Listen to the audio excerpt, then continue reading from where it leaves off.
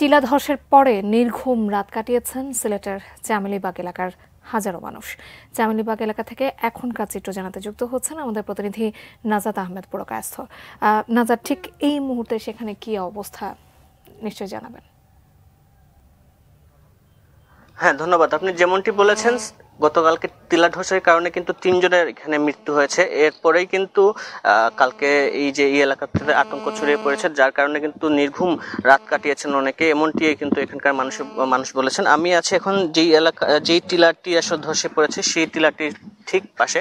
আপনি দেখতেই পাচ্ছেন এই যে পুরো টিলাটি কিন্তু ধসে কালকে একটি বাসায় পড়ে, যার ফলে 3 জন মাটি চাপায় পড়েন এবং পরে পুলিশ, স্থানীয় মানুষ সহায়তা এগিয়ে আসলো। পরে সেনাবাহিনীর যারা আছেন তারা এসে আসলে 3 জনের মরদেহ উদ্ধার করেন।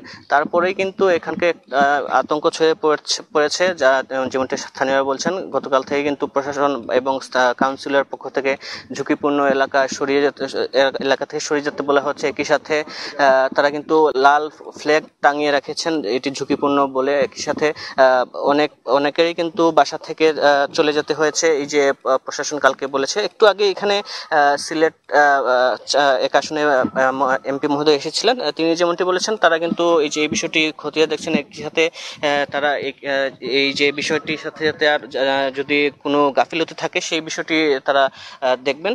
একই সাথে তিনি যেটি বলেছেন, তারা কিন্তু একটি ফান্ড তৈরি করছেন, যেটি হচ্ছে এনভায়রনমেন্ট ট্রিটমেন্ট ফান্ড, যেখানে তারা বিভিন্ন খুঁটিনাটি বিষয় খতিয়ে দেখবেন, এমনটি তারা বলছেন। সব মিলে এই ছিল আমার কাছে সিলেট থেকে ভূমিধসের সর্বশেষ খবর।